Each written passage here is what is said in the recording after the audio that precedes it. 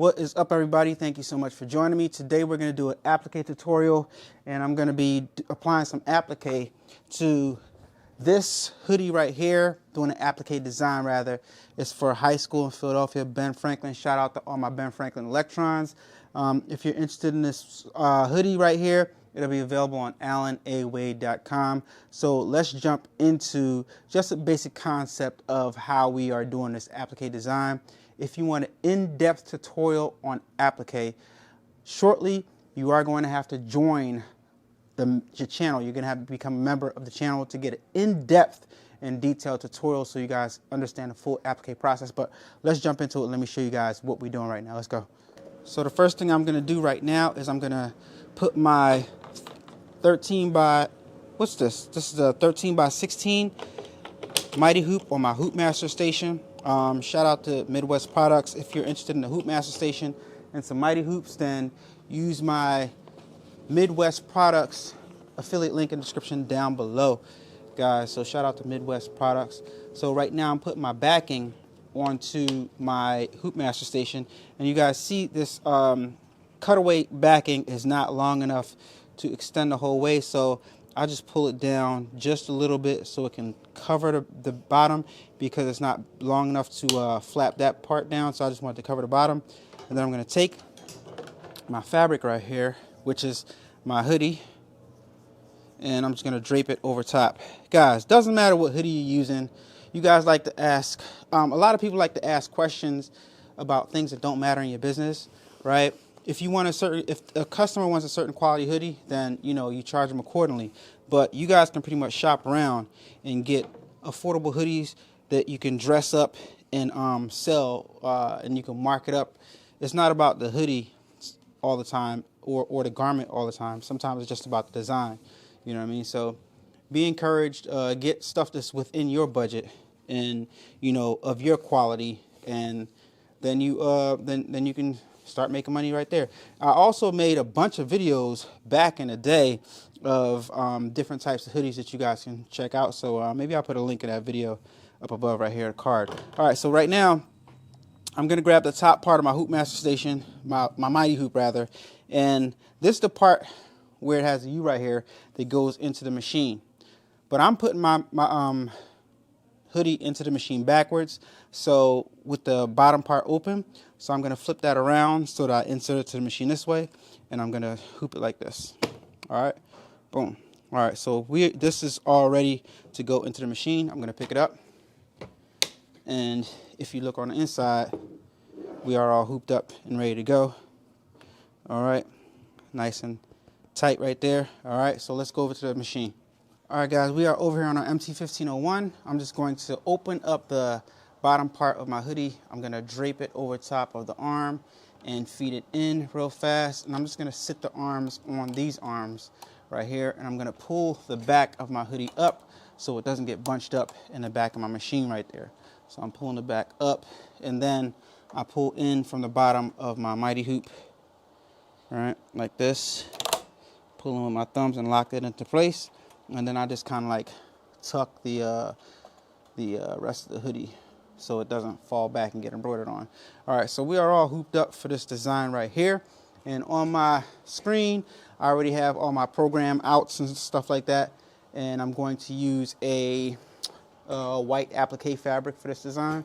Now on the screen, let me try to get rid of that glare. On the screen of my MT-1501, you guys can see that I already flipped my design backwards.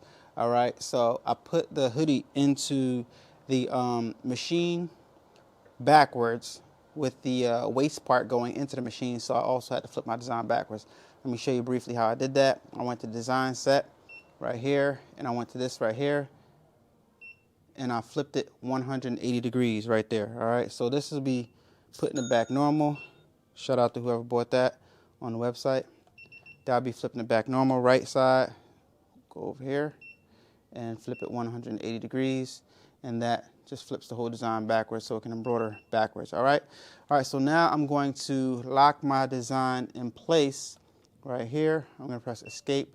I'm going to lock it, and then I'm going to use these arrows right here to adjust where I want my design to embroider on my hoodie right here. So I just moved it back a little bit this way, and I'm gonna do a trace to see where it's gonna lay down the complete design. So I'm gonna hit this trace button right here.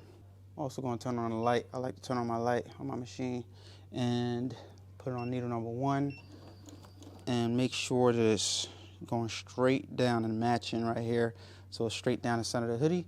Now hit escape and hit the trace button, and this is gonna tell me exactly where it's embroidering on my hoodie, and I'm looking, pay close attention that it's not gonna hit the sides, as well as these parts right here on the sides are not gonna come up and make me lose registration.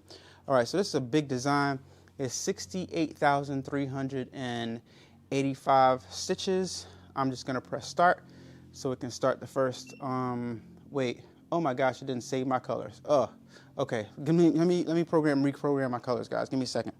All right, I had to reprogram the colors because I forgot to press save. So the colors are reprogrammed, so now I'm just gonna press start on the machine so it can start embroidering where I'm going to lay down the applique fabric. And this right here is called the placement stitch because this tells me where to place my first fabric, all right? So let me press start. There we go. Putting down that placement stitch.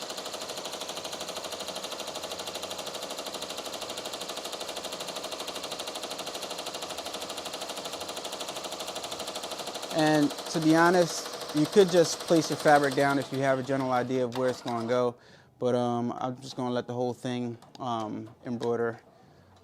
So it tells me exactly where to put my fabric down. And then after this is done, you go ahead and you trim the fabric. In the comments of one of the videos, I'm not sure if it was Instagram or if it's on YouTube, somebody asked me if I can make a video showing how I cut my applique fabric, and this is that video. This is how I cut my applique fabric with scissors. That simple. Video done. All right, so now that I got my applique fabric cut, it's just a scrap piece of some white that I had. That's why I love applique, because you can use scrap pieces. Just go ahead and lay it on my substrate here. All right, so I see where my placement is. I'm just gonna lay it right on top of there. All right, pick which side I wanna do it. I think I like this side better. Don't ask me what made me pick that side. I just like the fuzziness of that side better than the fuzziness of the other side. It's just random. All right, there's no method to my madness or anything. It's just as simple as I like one side better than the other side, so I chose the other side. And there's no way you can decide which side you like if you don't see for yourself. All right, so now I'm gonna press start. All right, and I should have used black thread for this because you can see black thread easier, but I didn't, so it's okay. I can still see where the design and where the thread is down indented, and I know I'll use that as my cut line. All right.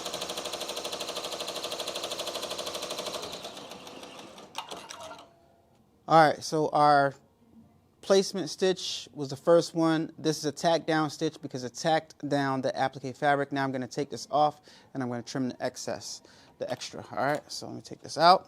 Now that I've taken this out, this is what I'm left with. Now I'm going to trim off the extra. All right, let me show y'all what I'm doing right here, and I'm going to talk to y'all briefly while I'm doing what I'm doing, right? A lot of you guys will ask questions, right? I won't say a lot. Some people. And I don't know if it's people trying to, you know, throw some light shade or something like that, but I'm here to show you guys opportunities that you have and show you guys how I do stuff in my shop, and not necessarily, you know, just how I run my shop. Not to say that this is the most efficient way, because there's always going to be an easier way to do things, right? But don't let the fact that you don't have that process, that easier process method available to you, don't let that stop you from getting stuff done, right? And this is the perfect example of that, right? If I'm not saying what I said right now, then I guarantee you I would have had somebody in the comments saying, oh my gosh, you had to cut this out. That takes a long time. That's too much, right? So people want to do better for themselves and they want to make money, but they don't want to put forth the effort. That's what I'm trying to say. And that's the moral of why I want to talk to you guys real fast. So a lot of you guys straight up, not a lot. I won't say a lot, because it happens quite often, as a matter of fact. It'll be 1 or 2 people out of everybody to watch the videos, and they'll say, oh my God, that's a lot to do, you know? And it's like this. Either you want to do it and you want to make money, or it's too much. If it's too much, just watch the video. You're entitled to tell people that it's too much or whatever, but, you know, if you think it's too much, then it's not for you, you know what I mean? But the reality is, sometimes until you can get the method, can afford to get the method to do it faster, you have to deal with the fact that, you know, what you're doing might be a little bit more tedious and you got to use those resources as you're selling your merch that you're making a complicated way to allocate funds to therefore upgrade and do things the easier way. And trust me, I will be getting equipment so I can make the applique process more easier. And these scissors are dull. I'm about to go grab some other scissors real fast. I will be getting some tools to make this process easier, but as of right now, this is how I do it. It works. It looks great. Could look better, but it is what it is for right now. All right, let me finish cutting this out. I'll be right back. All right, we are all cut out, so I'm just gonna put this under here. Guys, I done dropped this thing, moved it all about. I'm surprised. I'll be really, really impressed and surprised if we still have registration on this design, because yeah. Anyway, I think we'll be fine. We'll be fine. If we do have registration, this will be a great video for Hoopmaster and Midwest Products, because yeah, I wish you guys could see what this has been through since I clipped this off. I done dropped it off the table, it fell, it moved, shifted. I'm like, I done stepped on the sleeve and it pulled a little bit. I hope the registration's still on. So fingers crossed, let's see. I'm gonna start right now. All right, so I'm just gonna press the start button and let's just see what happens, guys. All right, so we did the placement stitch, we did the tack down stitch. Now this is just going to, hold on. Oh yeah, let me stop it for a second. I'm gonna trim that extra fabric right there. Extra thread. All right, so keep it going. All right, so this is just going to start putting down the zigzag stitch as well as the satin stitch around the border of the design right here. Sometimes, guys, I look at the extra fuzz that might be peeking out of the sides as it lays down the tack down stitch, and sometimes I don't like it, but other times I think it looks really good, and I think it gives the design some character, the extra fuzz that sticks out the side. It might be just me making an excuse because I don't have a laser to finely cut the fabric, but because I'm using felt and because it's fuzzy, even if I did have a laser, I think that it possibly still would be some fuzz popping through the, even if it was laser cut to precision. Yeah, so that's what I think.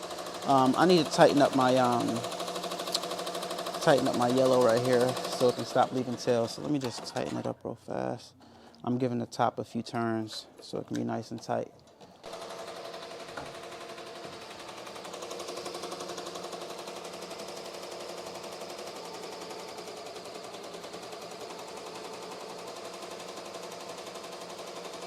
Moving right along, making lots of progress in our design. I think it's looking awesome. It's looking very, very amazing. I can't wait till it's done this part and it starts embroidering the letters. Then I can start posting it on social media and maybe get some traction and get some purchases before it's even done and listed on the website. I love when I do this stuff, guys. Love when I do this stuff. So, yep. All right, so here's the final right here. I was gonna put high school at the bottom, but I don't think it's necessary. And I posted this to Instagram just now to get some advice as to, oh shoot, I gotta get this. Let me open my thing real fast. 1 second, guys. All right, gotta let somebody in the building. All right, but yeah, somebody says that I should change the color of the electron right there. So I'm gonna take his advice since he's an alumni from this high school and change the color, but I think it came out amazing. My most favorite part about it is how puffy this is right here at the bottom. Let me refocus. I just love how puffy the applique came out. I think it looks amazing with the puffiness right there. But yeah, the color scheme does need to be corrected. I think it's kind of, I think what it is the blue on blue. Yeah, the blue on blue is kind of throwing it off a little bit. Let me know what you guys think in the comments below.